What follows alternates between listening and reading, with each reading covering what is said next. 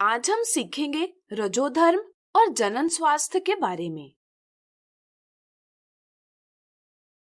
चलिए पहले रजोधर्म की चर्चा करें। लैंगिक जनन में नर एवं मादा भाग लेते हैं। मानव जनन में प्रत्येक माह स्त्री के शरीर में 2 में से 1 अंडाशय द्वारा एक अंडकोशिका परिपक्व की जाती है।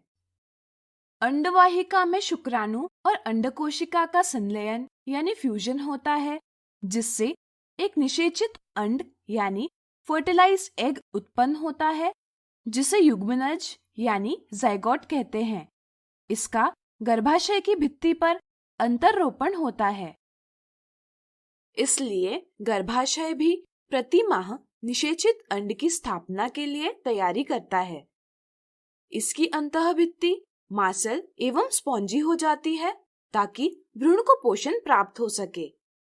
लेकिन निषेचन न होने की स्थिति में अंडकोशिका केवल 1 दिन जीवित रह सकती है।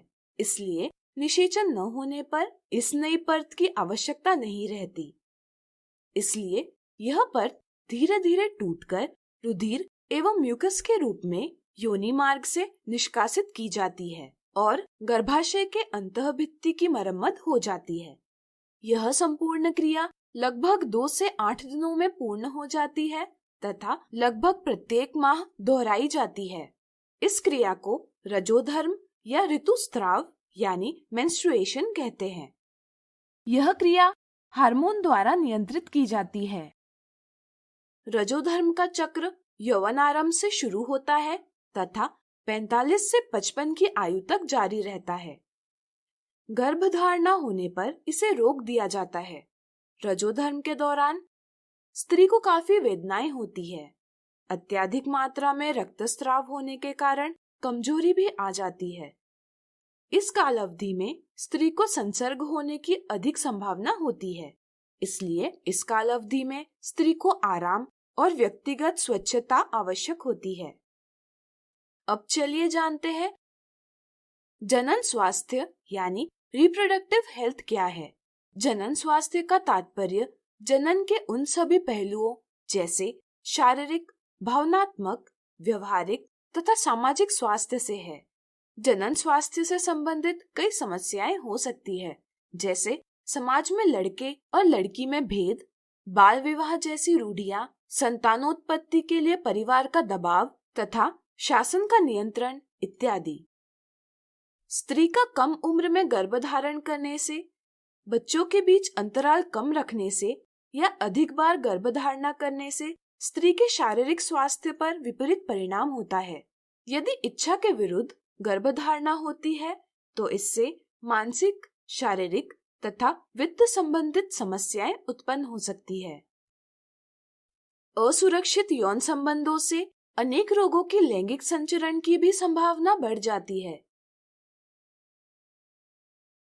यदि जनन पर नियंत्रण न किया गया तो एक जनसंख्या में अत्यधिक वृद्धि की समस्या उत्पन्न होती है, जिसे जनसंख्या विस्फोट यानी पॉपुलेशन एक्सप्लोजन कहते हैं।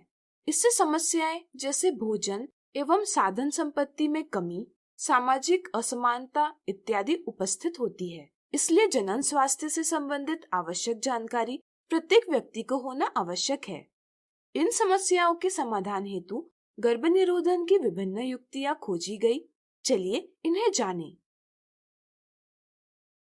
शीश्न को ढकने वाले कॉन्डोम अथवा योनि में रखने वाली अनेक युक्तियों जैसे डायफ्राम, गर्भाशय ग्रीवा टोपी, वॉल्ट इत्यादि रबर से बने उपाय यांत्रिक अवरोध यानी मैकेनिकल बैरियर कहलाते हैं।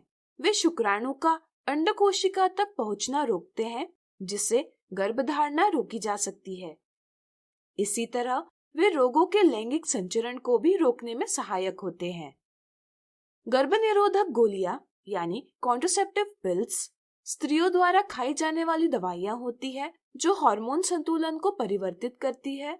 इससे अंड का मोचन नहीं होता और इसलिए निषेचन की संभावना नहीं रहती।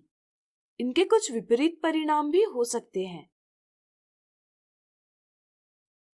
अंतःगर्भाशयी युक्ति यानी इंट्रायूटेराइन कॉन्ट्रासेप्टिव डिवाइस IUCD अनुभवी डॉक्टरों या नर्सों द्वारा अंतःगर्भाशय युक्तियां जैसे लूप, कॉपर्टी इत्यादि गर्भाशय में लगाई जाती है।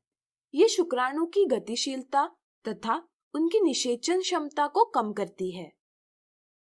उन व्यक्तियों के लिए जिन्हें आगे गर्भावस्था नहीं चाहिए, शल्यक्रिया विधियां यानी सर्जिकल मेथड्स उपयोगी है।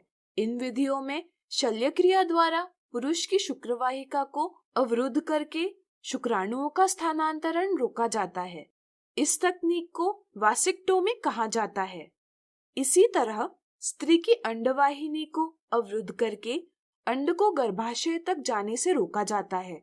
इस तकनीक को ट्यूबेक्टोमी कहा जाता है। शल्यक्रिया से अनचाहे गर्भ को गर्भाशय से हटाया भी जा सकता है। इसे गर्भपात कहते हैं। समाज में पुरुष और स्त्री में भेद होने के कारण कुछ लोग भ्रूण का लिया है। एक स्वस्थ समाज के लिए हमें नर मादा लिंग अनुपात बनाए रखना आवश्यक है। तो आज हमने सीखा रजोधर्म और जनन स्वास्थ्य के बारे में।